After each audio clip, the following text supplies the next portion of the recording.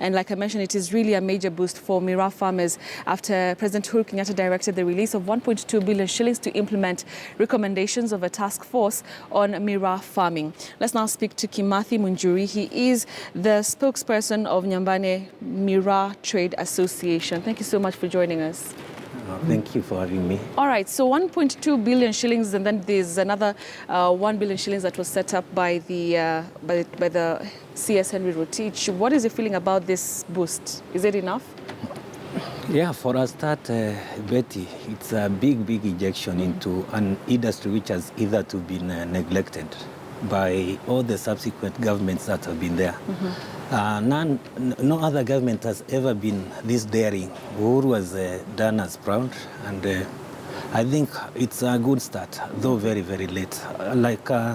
You must be aware, we've lost a big chunk of our markets already, so we are trying to run after the horse which has already bolted. All right.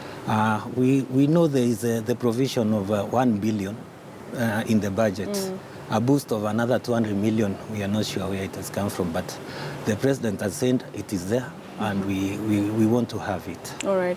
Also, we are running against time. You are aware that this report has been so much delayed. We expected it in early January. We've seen about 3 months delay, and then we know that the financial year is heading in another 2 months. So we are scared that this should not be politics, because when money is released this late, there is the threat of it being returned to treasury as unused. And it will take longer. Yes, so when I've seen many of the things like implementation of the report and the implementing committee or something like that. We are wondering, we are getting concerned why Mira is requiring a specific implementation committee at the national level, whereas agriculture is a devolved function. From our position, we feel that it would have been a little faster to help us absorb these amounts of money for our purposes. If the president would have directed that the Minister of Agriculture releases these monies directly according to the development frameworks.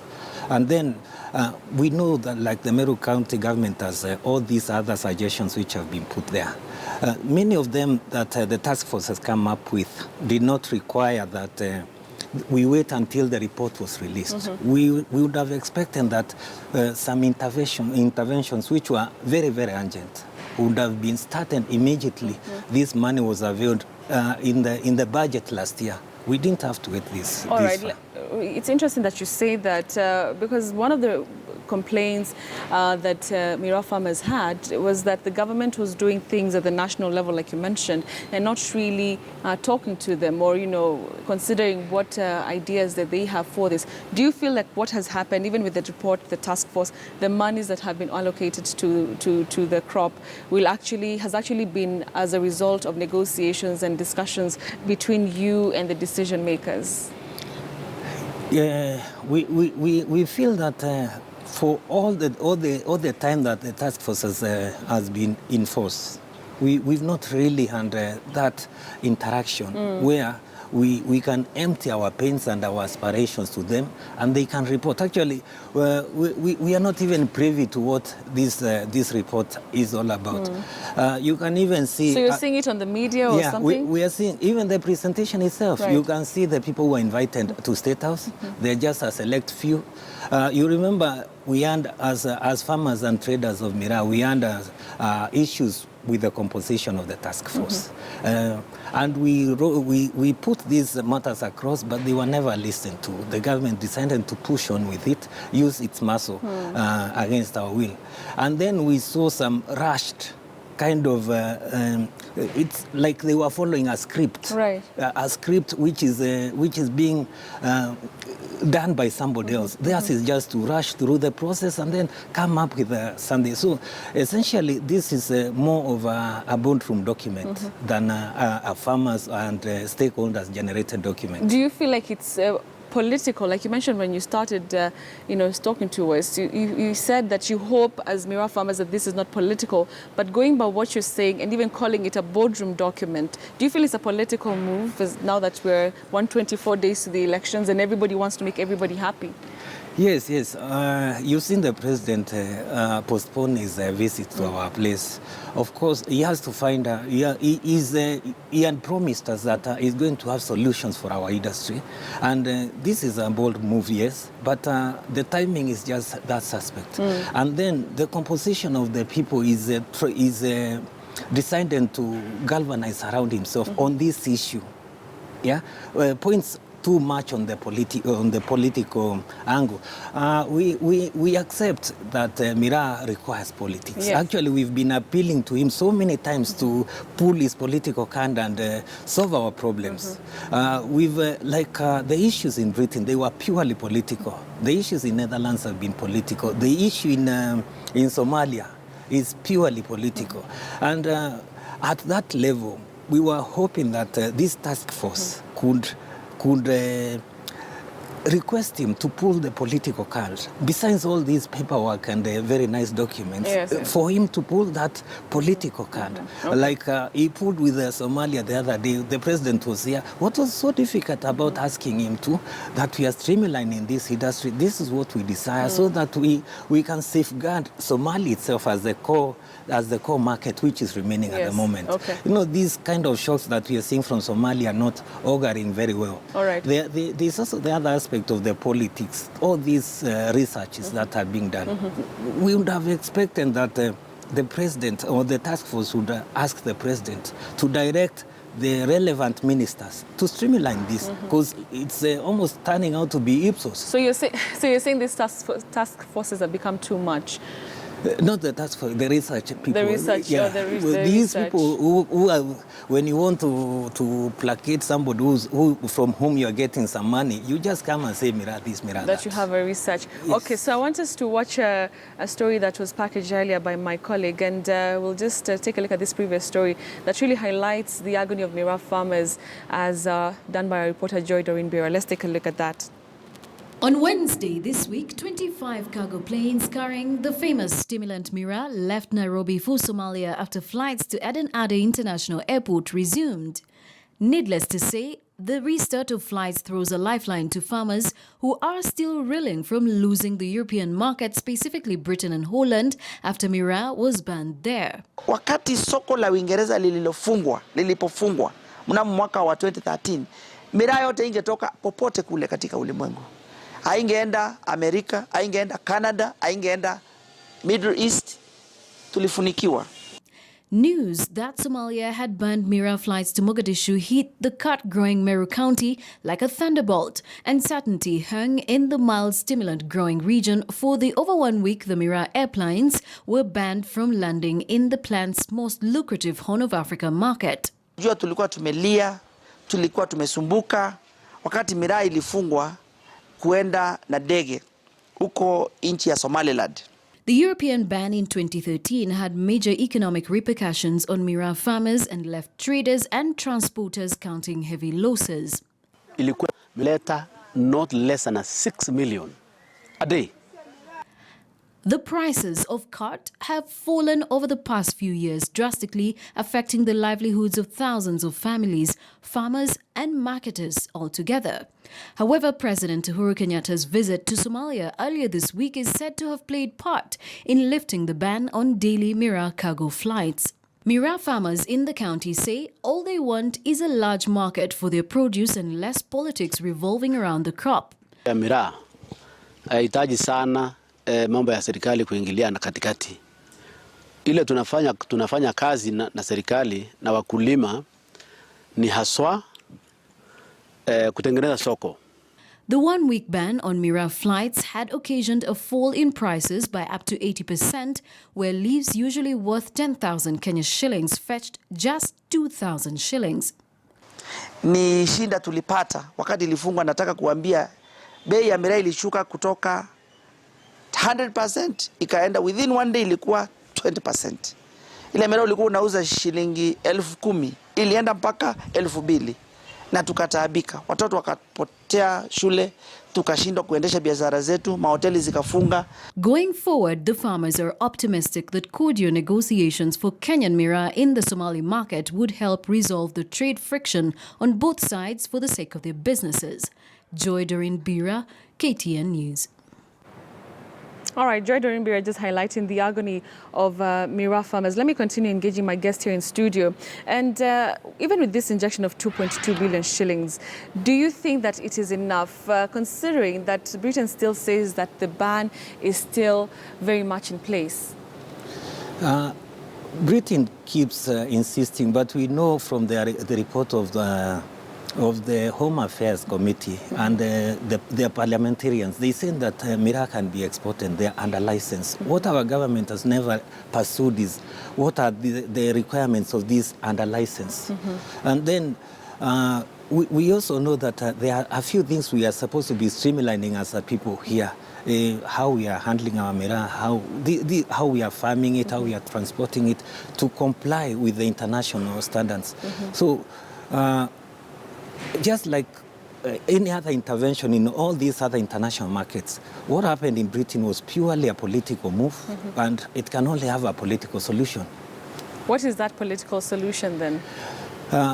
We are saying that Kenya must find its negotiating base with Britain, where we see this is the value we are providing to Britain, so in return, give us some value. We've seen the Cambridge report, research report, which has answered all the queries that were there about Mira. We require it to be presented to maybe a panel of experts to review it and then for it to be published professionally. These are the kind of reports that we should be putting onto the international market and then find our way to suppress all the other very negative reports which are done for individual purposes. And then the president or the relevant government of Kenya department, especially the cabinet secretary for foreign affairs and international trade, can engage on a trade level, at a trade platform. We had a very good opportunity when Britain was pushing for the renewal of the training, the soldiers training here. Yes. We would have presented this case very, very strongly. But instead of us pursuing that, we saw at one time our association and other stakeholders and impressed on our representatives in Parliament and Senate that we should pursue that angle so that before that agreement is signed, we can have a reciprocal give back by the government of UK. Right. But somehow that was overtaken by events. Oh, so what Nick Haley also said, Kimathi, is that fine, even if they've banned Mira for now, they will still see other ways that they can support Mira farmers, even if it's not directly through, the crop. What do you think of that proposal? That fine, we've still banned this thing, but we're still willing to support, the farmers in other ways. What do you think of that proposal? Yeah, we are not refusing the support of Britain. We've seen their reports all the way from when the ban happened in 2014, that they are talking about things they are calling market access programs. Yeah. This market access program, we've been following our Senator Kiraito and the MPs who fronted our case in London about the nitty-gritties, the particulars of these market access programs. That said, and having said that, we know that when you are having gold, it's very, very difficult to substitute it with anything. So if their help is coming for us to uproot Mira, I'm sorry to say that will not be practicable. Okay. They can only come and supplement what we are having or add to what we are getting from Mira. All right, finally, let's talk about the proposals that have been recommended by that task force, and I had highlighted them, some of them earlier, and one of them, of course, was to use that Cambridge report or research that you're talking about earlier to kind of like convince EU countries to lift this ban. Another thing that, this recommendation said was that there should be a Mira transporters circle to bring discipline into the crop industry. We also have a Mira Farm Agency. What do you think of all these proposals that were put forward? Yeah, yeah, there are so many proposals which appear to be good on paper. On paper. Yes, these things about Mira Transport Circle. Of course, it's not as if the current transporters don't have an organization in themselves. They have a vehicle owner circle, they have a driver circle, there is even a grader circle. Everybody, we have these institutions in place. Maybe they'll require some streamlining, that's all. Yes. But that's said and done.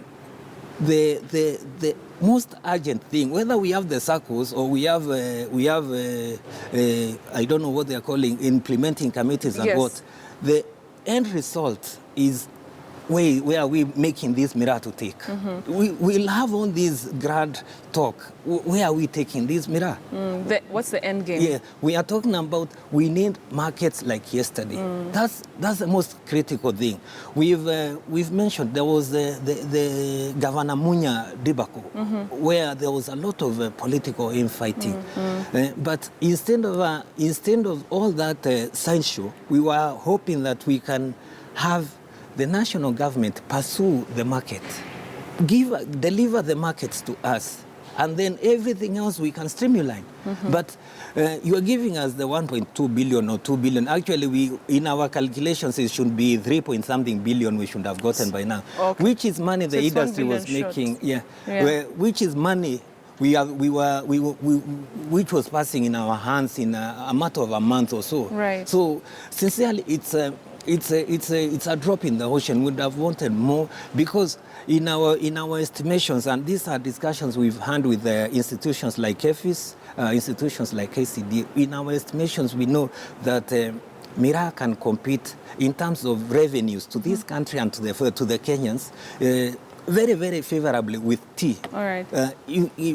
Despite it being grown in a very small area, we can compete very, very favorably in terms of revenue and value to Kenyans, to tea, compared to tea, and compared to coffee, and all those kind of things. So when they tell us that we should be forming more institutions which will be sapping our revenue, we are not happy. You want, there was a coffee board, there's KTDA here, where there are people who sit, white collar people who sit and just milk money from the tea farmers. They are not giving any value. We don't want those kind of systems to be replicated to make our industry bogged down with expenses. That's what you just want markets for your We crop. want markets, and we want direct revenue to the farmers, not to tell us that we have to pay this group of people to earn from our money, and yet they are not giving us any value. We have already paid dearly for this task force. Look at what they give us. We could have generated this from any library.